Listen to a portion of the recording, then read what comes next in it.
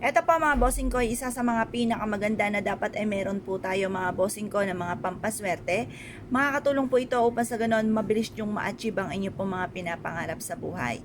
At para siksik-liglig at umapaw at maraming blessing ang dumating, lalo-lalo na sa mga susunod na buwan mga bossing.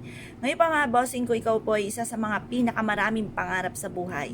Kailangan yan po, pinakamarami din po ang pagkayod. Huwag pong kakalimutan po yan. Dahil marami rin po mga tao na masisipag, sila po ay mga madidiskarte, minamalas pa rin, kaya kailangan natin ng mga pampaswerte na kagaya nito mga bossing. Ngayon pa mga bossing, at marami rin po mga tao na ang daming hanash mga bossing ko sa buhay. Yung ba tipo na sila po ay napakaraming pangarap, daing ng daing mga bossing ko, pero sa totoong buhay, ang kayod nila ay kakaunti lamang. Kailangan ko marami kang pangarap, marami rin ang kayod.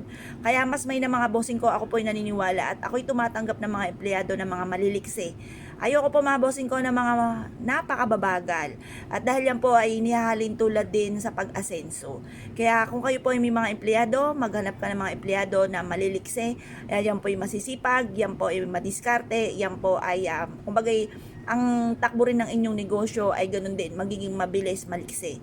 Ngayon po mga bossing, mas mainam po na subukan nyo po itong gawin dahil ito po ay makakatulong upang sa ganon, mabilis yung makamtan ang mga pinapangarap bukod sa inyo pong sipag at tiyaga, pagiging madiskarte at hindi nakakalimot magdasal. Ito po isa sa mga paborito ko na mga pampaswerte. At marami nang nagpatutuod po din dito mga bossing ko na sila po ay sinuwerte dahil dito rin. Kumbaga sangkap lang po ito, sipag at tiyaga mga bossing ko, paulit-ulit ko po sinasabi. At kahit tayo po na-interview sa Jessica Soho mga bossing, ang aking ding huling sinabi po doon, butit pinakita ay sipag at tiyaga talaga mga bossing.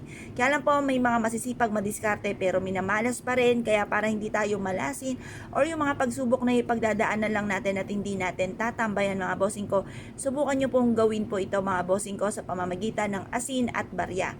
Paalala lamang, kailangan po nahugasan nyo inyong barya bago nyo po ito gawing pampaswerte mga bossing. At ito po ay makakatulong upang sa ganon ay mabilis nyong ma-achieve ang inyo po mga pinapangarap. Kasi kapag hindi nyo hinugasan ang barya, kung sino-sino na po humawak po niyan, maaaring may kakibat na po yan ng mga kamalasan. At yan po ay maaaring hindi matupad kung ano may po i-wish po ninyo.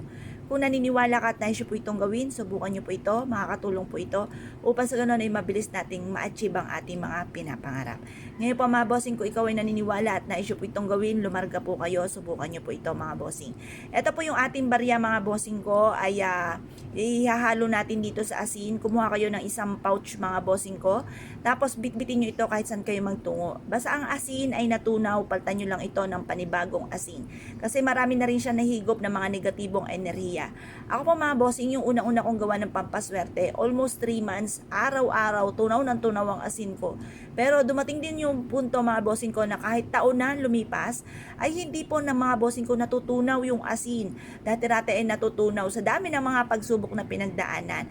Ngayon po, huwag ka maiinis, positive ka lang po lagi, happy lamang, chill lamang, ipagpaubayan nyo sa mahal na Panginoon lahat ang mga kaganapan sa buhay po ninyo, tapos subukan nyo po ito.